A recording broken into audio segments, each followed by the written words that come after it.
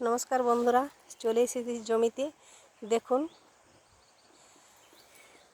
যে জমিগুলোতে ধান লাগাবার জন্য আগে মাটিটা তৈরি করা হয়েছিল, না লাগানোর ফলে বা বৃষ্টি বেশি হয়ে গিয়েছিল জন্যে আবার ঘাস হয়ে গেছে, আর না চাষ দিলে লাগানো যাবে না। আর এই যে এখানে চারা কিছু তোলা হচ্ছে, লেগে লাগানো হবে অন্য জায়গায়।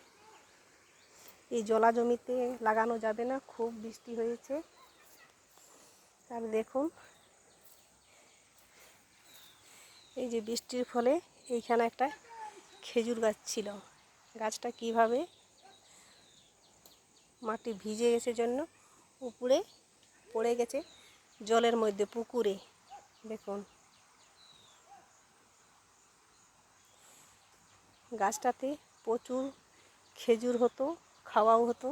আর খেজুর গাছটা যেভাবে পড়ে গেছে, এটা এবারে মারা যাবে, আর খেজুর খাওয়া হবে না। আর এমনভাবে পড়েছে জলের মধ্যে, কাঁটা লেগে যাবার ভয় বেশি। শুকনো না করা পর্যন্ত খেজুর গাছ তোলাও যাবে না।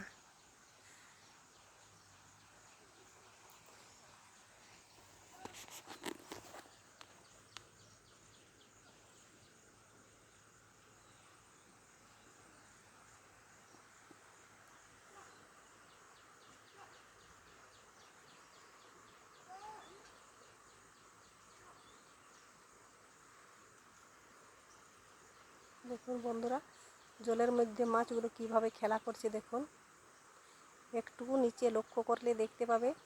দেখুন, ওই গাছের ডালের তলায় মাছগুলো কি সুন্দরভাবে খেলা করছে।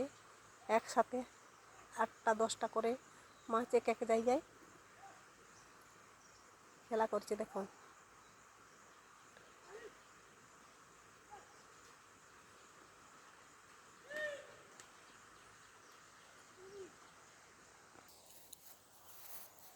দেখুন কিভাবে গাছটা পড়ে জলের মধ্যে রয়ে গেছে।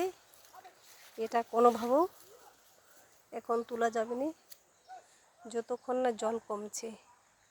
আর এটা একটা এমনই জায়গা, যত গ্রীষ্ম বর্ষা যাই হোক কেন না, কিন্তু জল শুকনো হতে চায় না। জায়গাটা ছোট হলেও মনে হবে যে এটা অনেক ছোট জায়গা, কিন্তু গর্তও কম, কিন্তু জলের কিন্তু শেষ হয় না। এগুলোতে সবজি চাষ করলেও মাঝে মাঝে মেশিন দিয়ে তোলা হয়, কিন্তু জল শেষ হয় না। দেখুন, মাছগুলো জলের মধ্যে কিভাবে খেলা করছে খেজুর গাছের তলা দিয়ে। দেখুন,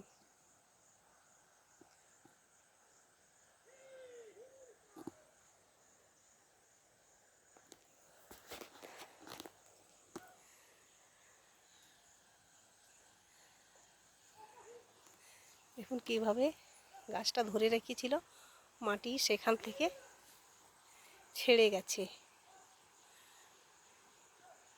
উপরে, আছাড় খেয়ে জলের মধ্যে পড়ে গেছে। আর এবার ওইখান থেকে মাটিটা নিচে নেমে যাচ্ছে।